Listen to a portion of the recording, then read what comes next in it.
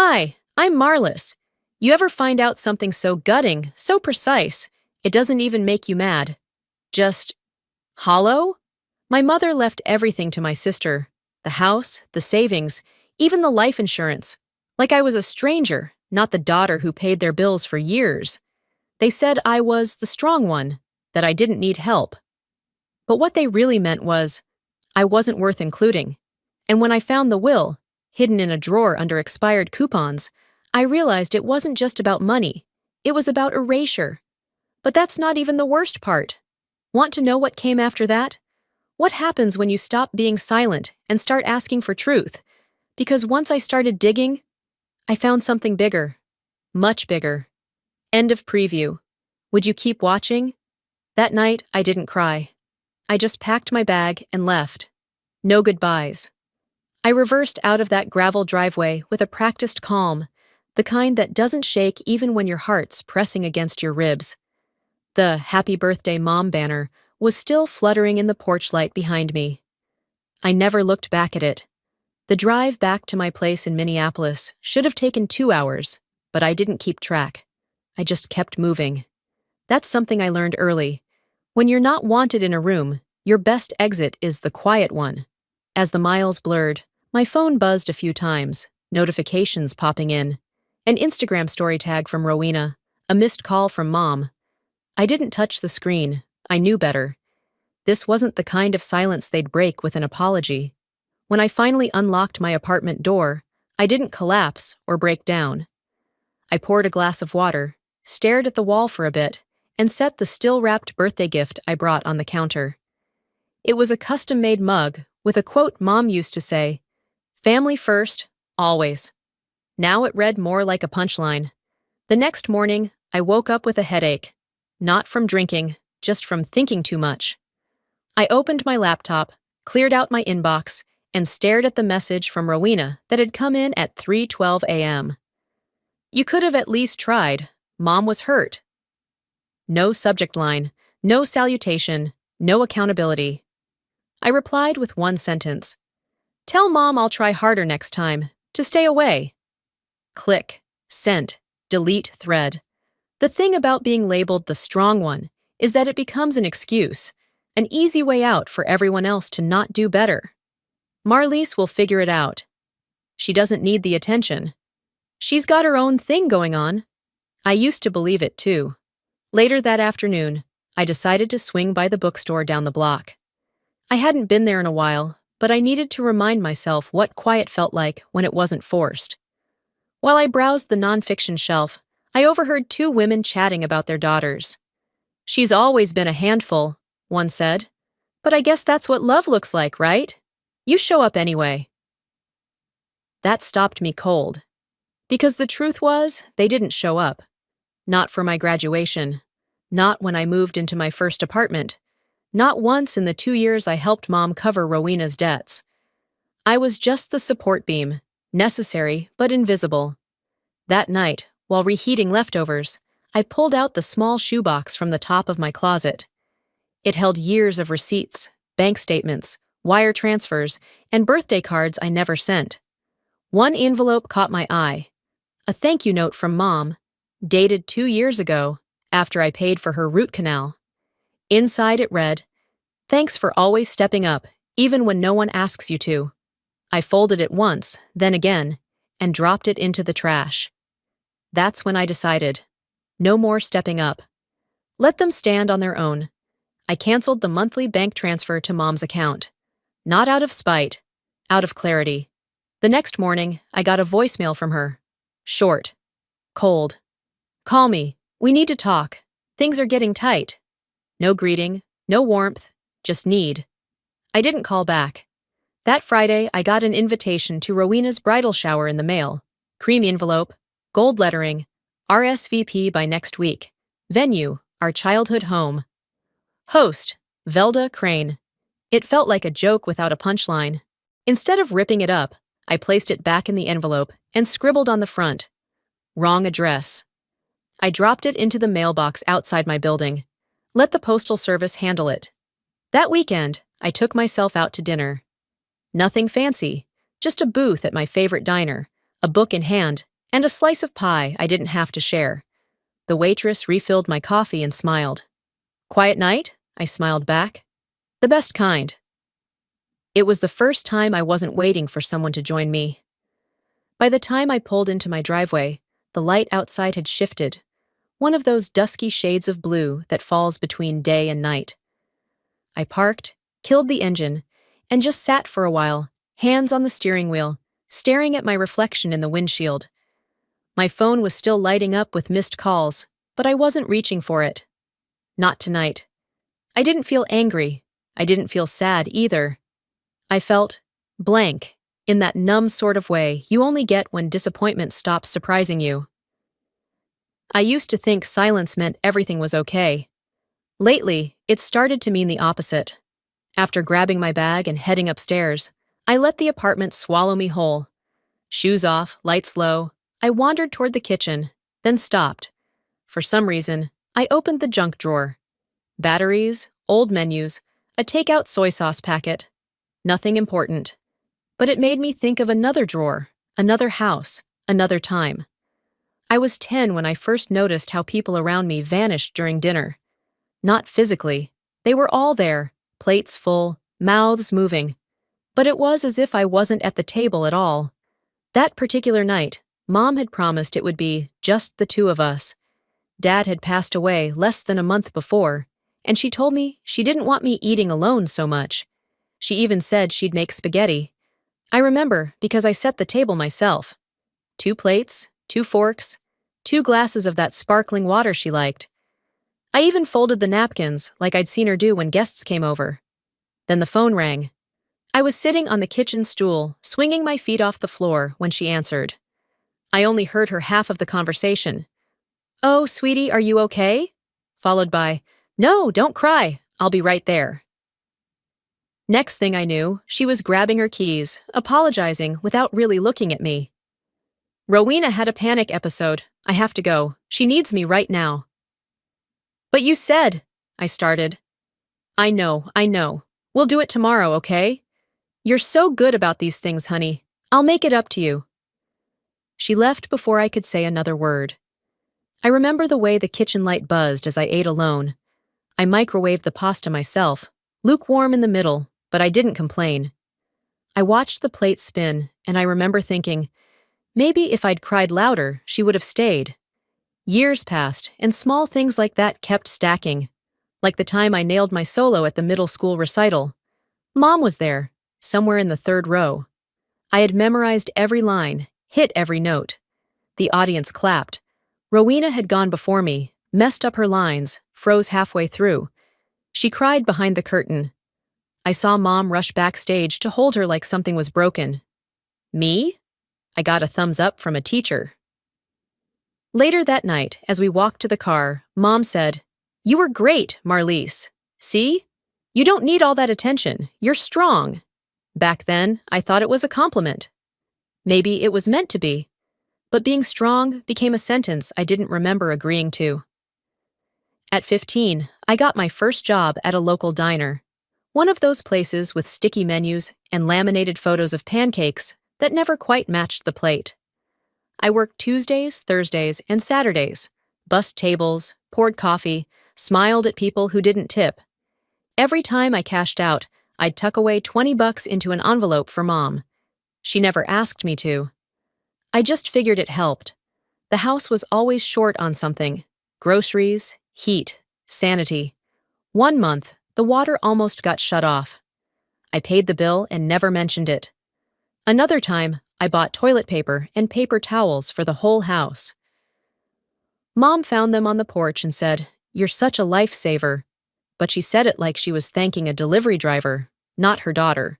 Rowena never worked a shift. She had bad wrists, or bad friends, or a bad week. There was always something. And yet, every Christmas, Rowena had a pile of gifts under the tree.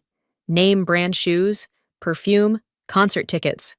Mine were always practical. Socks, gas cards, sometimes a handwritten coupon book that said things like, "One hug, redeem anytime."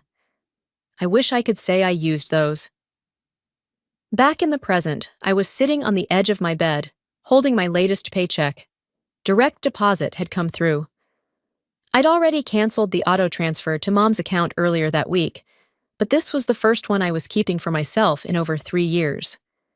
It felt strange, like guilt and relief were wrestling in my chest. My phone lit up again. 3 missed calls from Mom, 2 from Rowena. I swiped and hit delete all. No message, no response. I used to think I had no choice but to stay, that leaving meant betraying some invisible code of daughterhood. But now I know silence is also an answer, but silence doesn't erase the weight of what they've taken. That drawer had nothing in it, at least nothing anyone else would notice. But something about the way it stuck when I pulled it open, the creak that echoed louder than it should have, made everything inside me shift. I wasn't looking for anything specific. Still, there I was, standing in my own bedroom, staring at paper clips and receipts, like I might find a piece of myself hidden in between. I closed it softly, walked back to the kitchen, and poured myself a glass of water. My eyes wandered to the sticky note on the fridge, the one I wrote last week, reminding myself to cancel the landscaping service. I still hadn't done it. Not because I needed the yard work, I didn't, but because that yellow square was one of the only things in this place I'd put there just for me. And somehow, it reminded me of her, of Mom, of the way she used to tape grocery lists on the fridge when I was a kid. Milk, eggs, bread, but never juice, because juice is a waste of money unless it's for Rowena.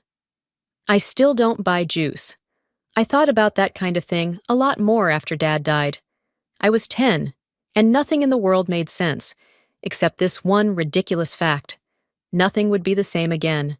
The funeral had barely ended when Mom started moving through the house, like a real estate agent showing someone else's property. She changed out the curtains, boxed up his clothes, cleared out the garage. When I asked her what we were doing with Dad's toolbox, she said, "We're donating it. We don't need reminders everywhere." I didn't argue. I just took his old flannel shirt from the laundry basket and hid it under my mattress. Later that week, I walked into the kitchen while she was on the phone. I remember standing quietly behind the doorway, just out of sight, as I heard her say, "No, it's all under my name now. The lawyer said everything transfers automatically. She's too young anyway. She doesn't need to know." I didn't need to know. That became a pattern. Decisions made in rooms I wasn't invited into. By the time I turned 15, I'd learned that money only made people more secretive, not generous. I took a job at the gas station near the edge of town. Minimum wage. Late nights. But it was mine. I used that money to buy toilet paper, dish soap, groceries. Not just for me, always for the house. One Saturday, I bought a bag of oranges. When I placed them on the kitchen counter, Rowena rolled her eyes and said, "Why did you get these? Nobody eats oranges." Mom chimed in with, "She's trying to be helpful. She means well." Like I was a well-intentioned stray dog. That summer, we had a family BBQ. Velda, because that's what I started calling her in my head, not Mom, invited all the aunts and cousins and neighbors she wanted to impress. She spent hours fussing over the flower arrangements and printed little menus like we were a country club. Rowena wore white, of course. She always did when she wanted attention. I stuck with a navy dress I bought secondhand. Somewhere between the baked beans and someone bragging about their third boat, I heard Rowena giggle and say, "Well, I dipped into my emergency savings this week. Gotta treat yourself sometimes, right?" My cousin Amanda looked up from her plate. "Wait, did your dad leave you that? Weren't both of you listed?" Rowena didn't skip a beat.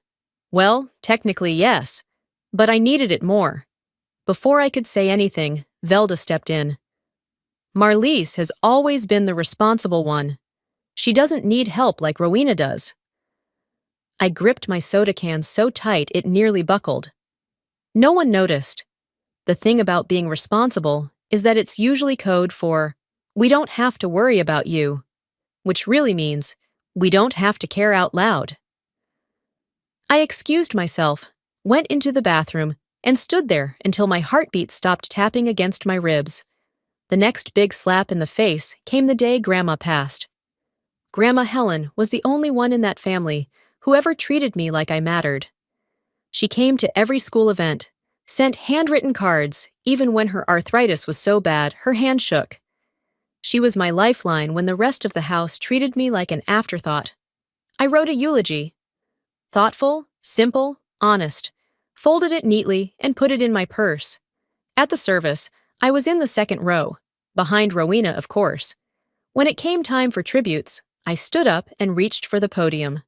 Velda leaned in, her breath sharp in my ear. "Don't make this about you. Let Rowena speak. She was closer." I froze. My fingers tightened around the paper like it was the only thing holding me together. Rowena took the stage, sobbing on cue. She talked about how Grandma used to braid her hair, about cookies and bedtime stories. She forgot to mention how she stopped visiting after college. I never got to speak. I just sat down, my eulogy crushed in my palm, and watched the people who knew the least say the most. That night, I opened my keepsake box, smoothed out the folded paper, and tucked it in the back, behind old birthday cards and a pressed flower Grandma had given me. It was the first time I really understood something no one says out loud. Love can skip generations. After that, I started saying no more often. Not all at once. Not in a grand gesture, but quietly. No, I couldn't make it to Rowena's graduation dinner. No, I wouldn't lend Mom my car while hers was in the shop. No, I wouldn't be paying the cable bill because I wasn't watching it. At first, they tried guilt, then silence, then fake concern. "You seem distant lately. You've changed. What's wrong with you?" Nothing was wrong. That was the part they couldn't stomach. They always thought I'd stay quiet forever. But grief has a strange way of making you honest. And sometimes, honesty starts with looking in the wrong drawer. The document stared back at me like it had been waiting for years. It was late afternoon when I found it, the house empty except for the ticking of a wall clock and the occasional creak of its old floors. Velda and Rowena had gone out for some brunch event, one of those social photo ops they called quality time. I told Mom I'd drop off some financial paperwork she had been asking for. Truth was, I needed a reason to come back here, and that reason had nothing to do with tax forms. The living room still smelled faintly of lavender plugins, covering the scent of mildew that never quite left the baseboards. I made my way down the hallway toward the guest room, where they still kept my old desk. The drawers were exactly as I remembered, stiff, scratched, and lined with the same yellow contact paper from when I was 12. The envelope I needed wasn't in the desk, of course, but my eyes kept drifting back toward Velda's bedroom across the hall. The door was slightly ajar. Sunlight fell in long strips through the blinds. It wasn't an impulse. It was a decision. I walked in, quietly, like the house might notice. Her room was spotless in that curated way you see in real estate showings. Bible verses framed above the bed, a pair of reading glasses on the nightstand, everything in its place. The top drawer of her dresser stuck a little before giving way. Coupons, old church flyers, 3 tubes of half-used lipstick, and tucked beneath it all, a thick yellow envelope. No label, no dust. Inside, the contents were neat, crisp, and deliberate. A notarized will, her signature in bold strokes at the bottom. My name appeared once, under emergency contact, and had a single line drawn through it in black ink. Everything else? Rowena. The house, the life insurance, the savings, all of it, every penny. There was a sticky note paper-clipped to the back page, filed with Nelson and Marks, 2020. I sat down on the edge of the bed, the will still open in my hands. I wasn't shocked, but something inside me stilled, like a dropped glass rolling to a stop on hardwood. I traced the ink with my finger. It felt like reading my own obituary. Even in death, she wanted to make sure I got nothing but a phone call. I returned the papers to the envelope, then to the drawer, exactly as I'd found them. That kind of silence, you don't disturb with noise. You let it sit and ferment until it stinks so bad even the cleanest room can't hide it. Still numb, I wandered back into the hallway and glanced toward the kitchen. something told me to keep looking. If this was just the tip, what was the rest of the iceberg?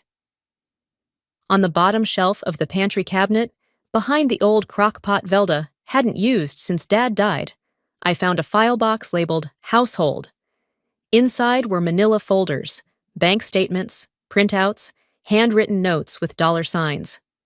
I scanned the pages like someone reading someone else's diary and realizing they're in it more than they thought. My name appeared again and again, on bank transfers, electronic checks, emails printed out. Over the last 3 years, I'd sent over $42,000 home. $42,000. I knew I'd been sending money. Of course I knew, but I hadn't totaled it. I hadn't thought about it beyond the monthly auto transfer I set up back when Rowena had needed help with therapy bills. But here it was, laid out in black and white. My deposits lining up with Rowena's spa retreat, her cosmetic dental surgery, her down payment for the used BMW. Velda had even used some of it to cater Rowena's 30th birthday party, an event I hadn't even been invited to. That money wasn't charity, it wasn't a loan, it was love. But apparently, in this family, love was just another resource to reallocate. My hands were trembling, but my face stayed calm. I closed the box, slid it back into place, and stood up. I was still smoothing the hem of my shirt when I heard the front door open. Voices. Velda's laughter, Rowena's giggle. I stepped into the living room just as they walked in, both surprised to see me. "Well, you're still here," Velda said, setting her purse down. "Thought you'd be long gone." "I was just finishing up," I replied, holding up a manila folder like it was the reason I'd come. "Got what I needed." Rowena rolled her eyes and said something under her breath I didn't catch. Velda smiled, too bright. "We were just talking about that adorable waiter. What was his name, Ro?" "I don't know, Mom. He was 20. Relax." I tucked the folder into my bag and zipped it shut. "How was the brunch?" I asked, tone flat. Velda waved a hand. "Same old thing. You should have come. We always say you should get out more." I smiled. I prefer spending money on things that return value. Neither of them responded. I didn't expect them to.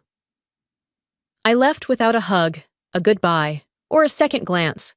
The sun had started to dip, casting long shadows down the sidewalk as I walked back to my car.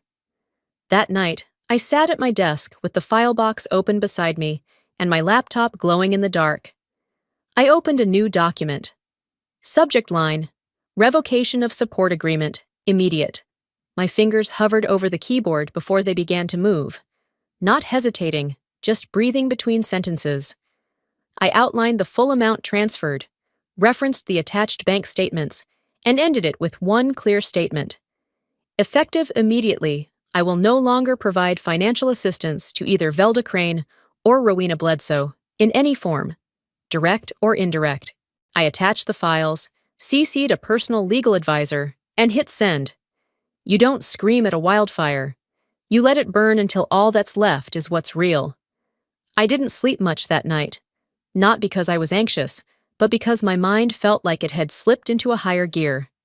There's something strangely energizing about truth, when it finally becomes undeniable. You stop second-guessing yourself, you stop pretending, and when you stop pretending, you start doing.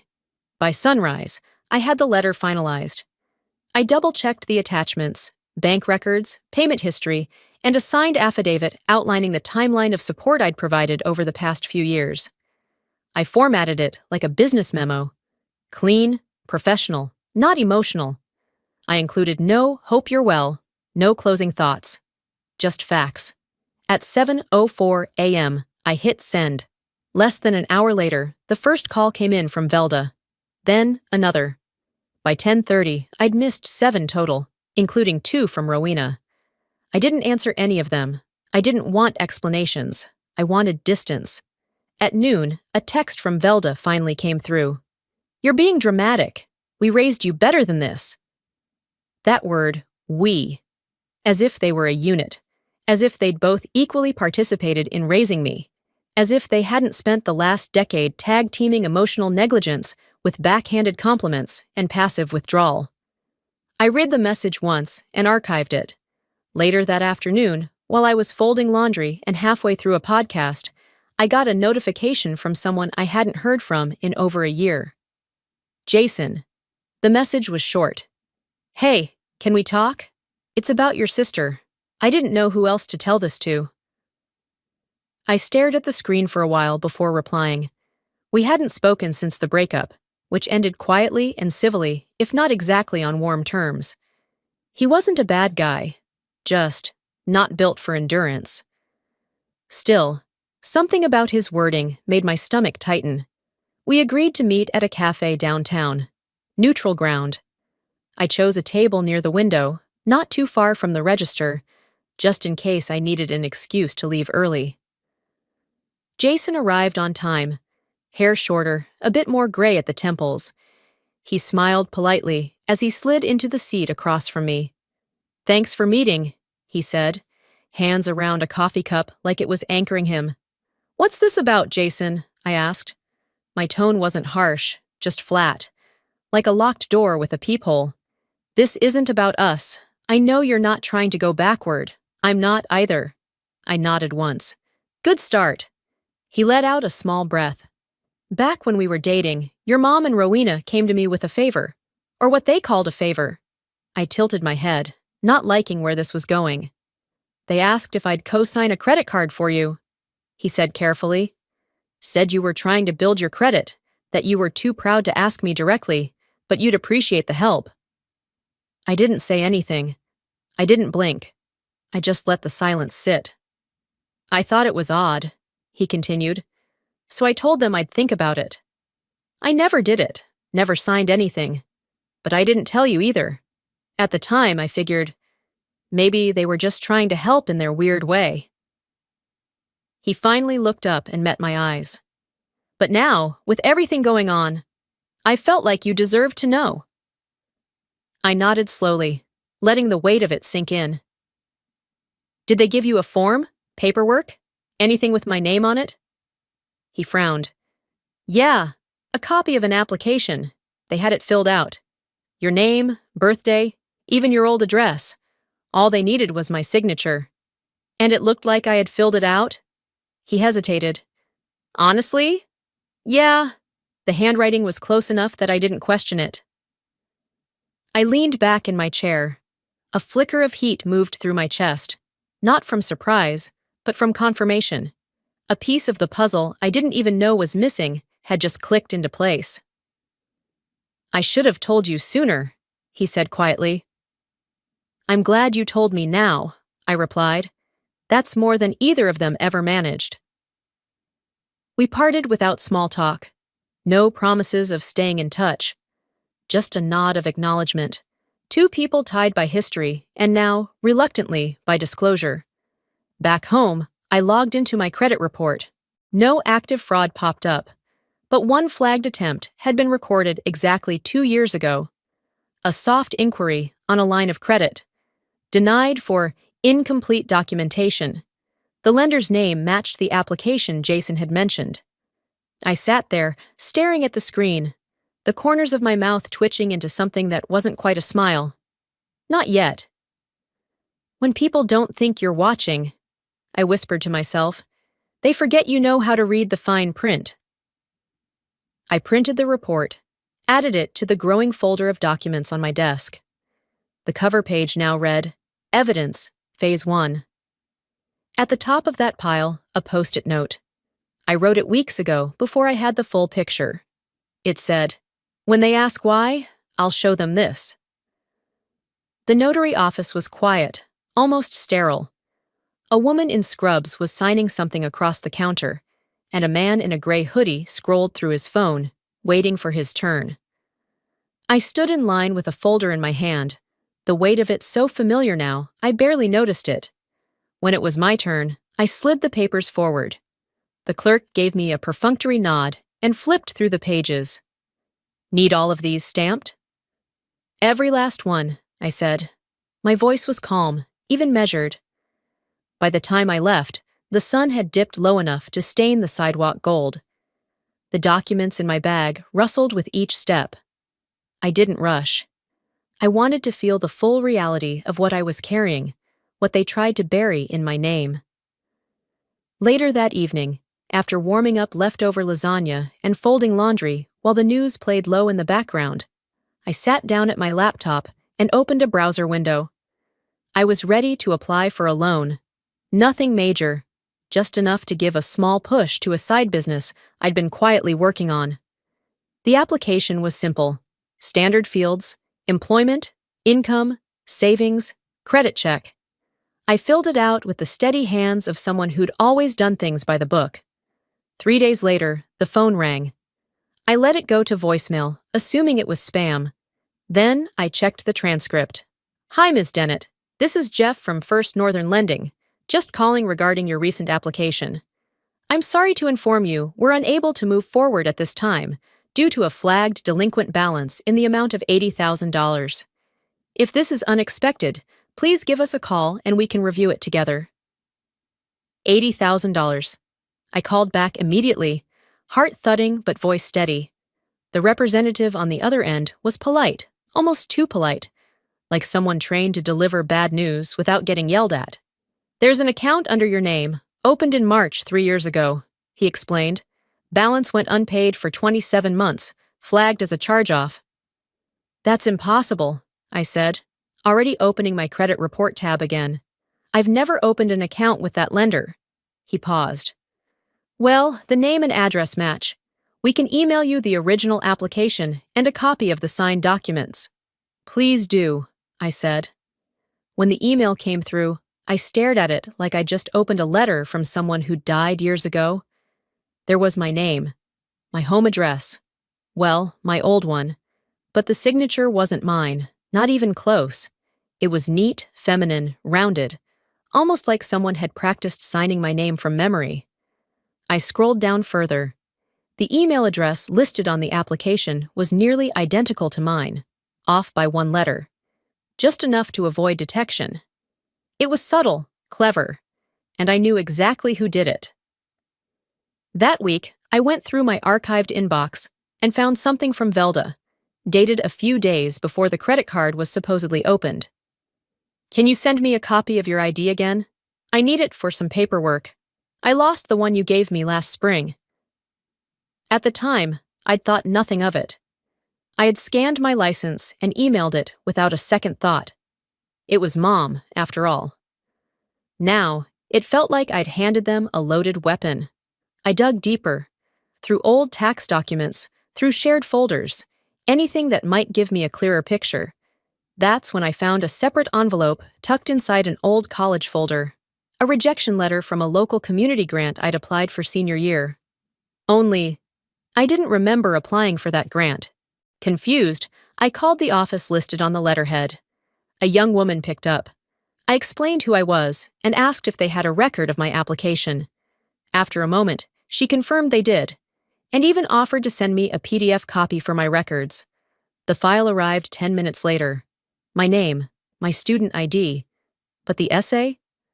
I wrote about my struggle with anxiety and how my younger sister always pushed me through the darkest moments. It wasn't mine, not the voice, not the story.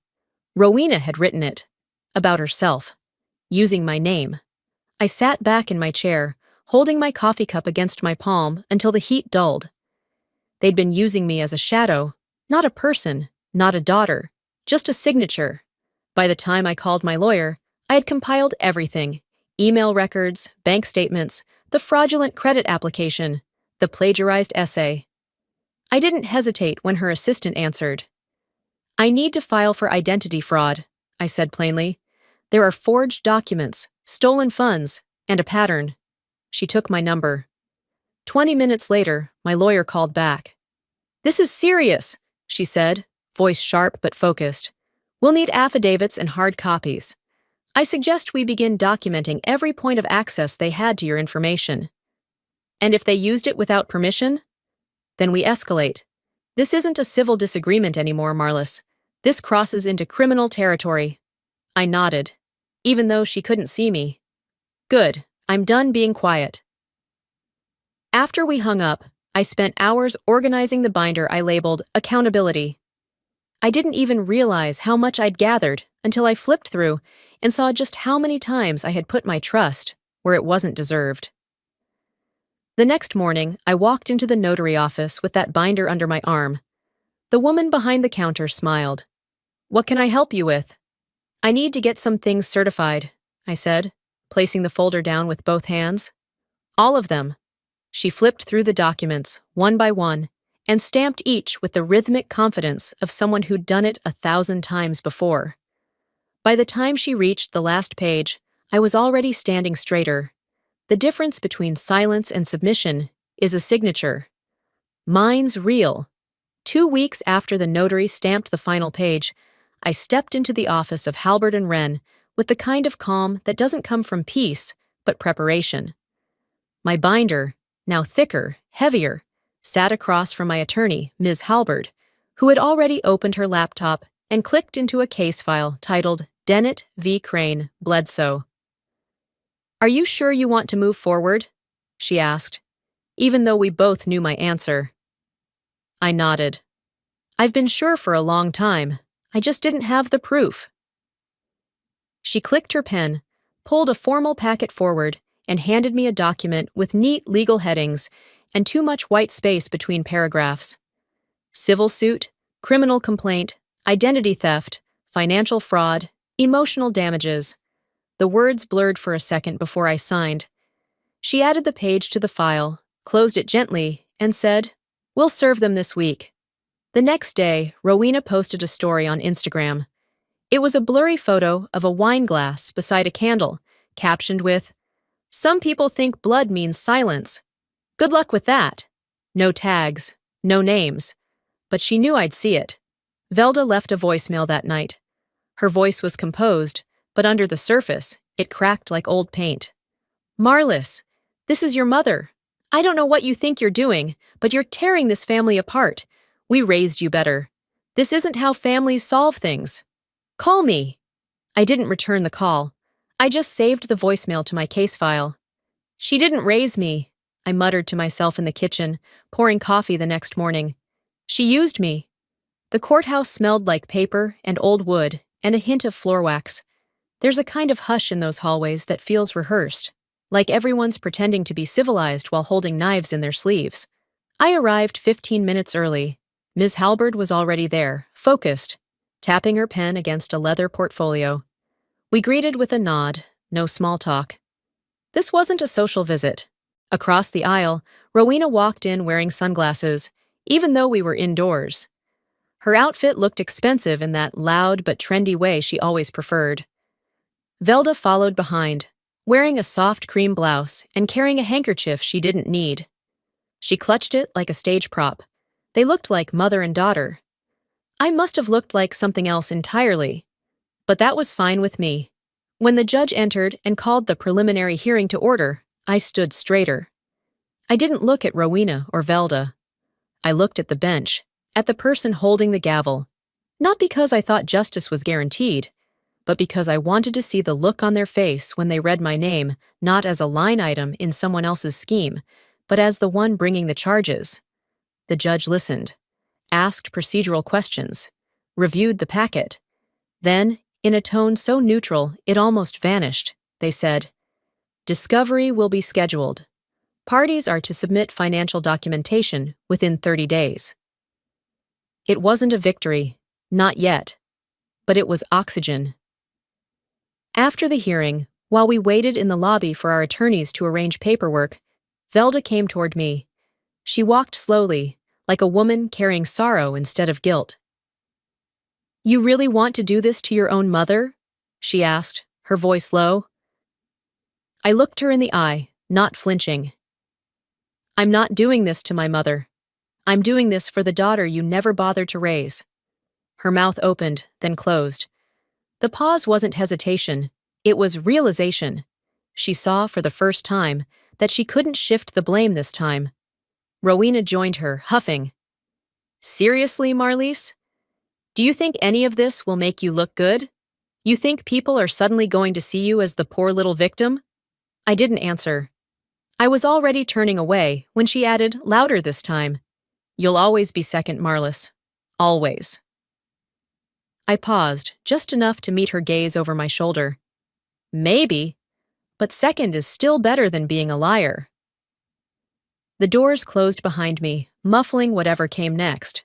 Justice, I realized, doesn't always roar. Sometimes it's quiet.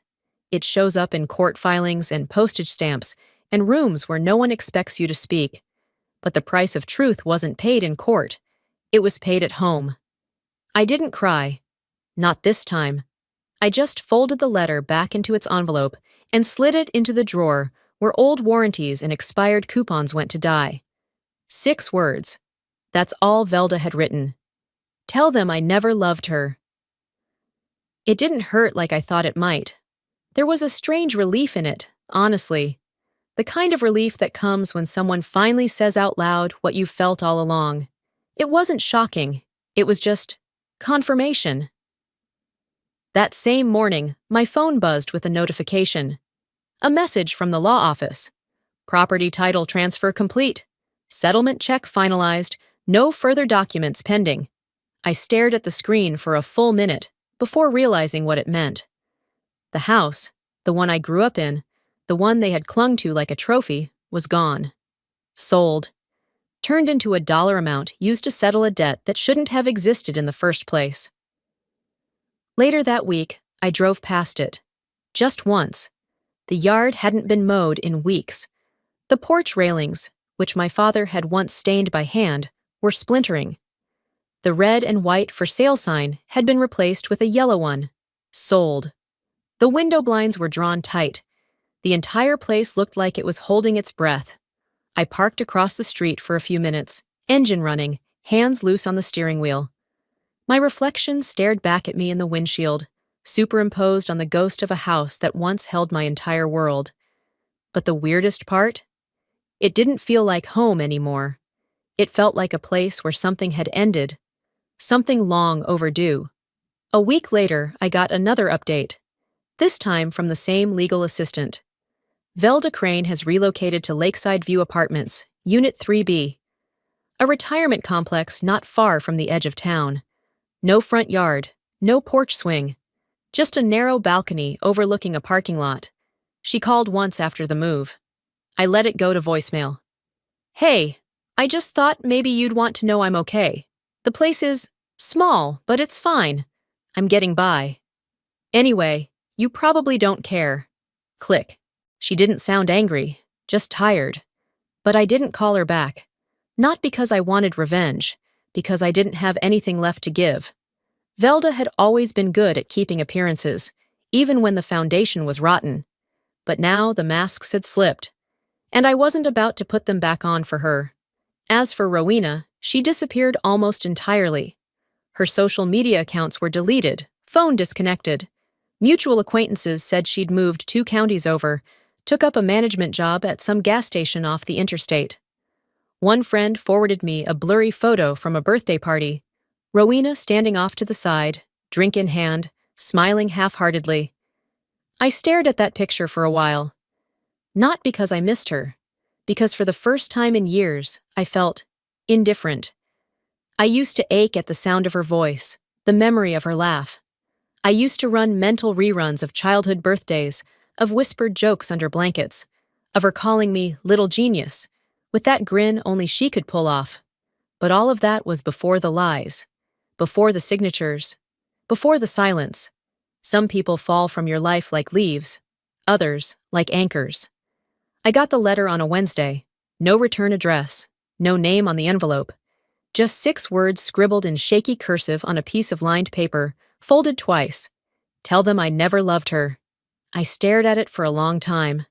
Not because I didn't believe it, but because I did. Deep down, I think I'd always known.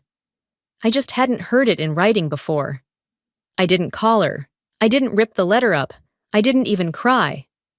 I just took a deep breath, walked to the kitchen, and taped it to the inside of my pantry door. Somewhere I'd see it sometimes and remember exactly what not to become. That night, I made dinner for one. Roasted vegetables, rice pilaf. A glass of red wine that didn't taste like regret. I put on an old playlist, the kind with songs that made the house feel less empty and more full of choice. After eating, I stepped out onto my balcony. The city moved quietly below, people walking dogs, grocery bags rustling, an occasional siren in the distance. Life, indifferent and steady. I wrapped a blanket around my shoulders and looked up at the darkening sky. There was no poetic closure, no apology worth saving, no reunion on the horizon. But there was peace, a kind that doesn't come from fixing what's broken, but from finally walking away from it. The days began to blur in the way they do when things stop hurting, but haven't yet started healing. I moved through them like someone pacing herself, not out of exhaustion, but out of respect for what she'd just survived. It had been 6 months since the court hearing, 6 months since the voicemail from Velda, since the letter with 6 words that didn't break me.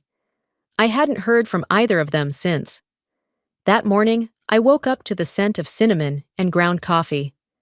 My apartment was quiet, but not the lonely kind of quiet I used to hate.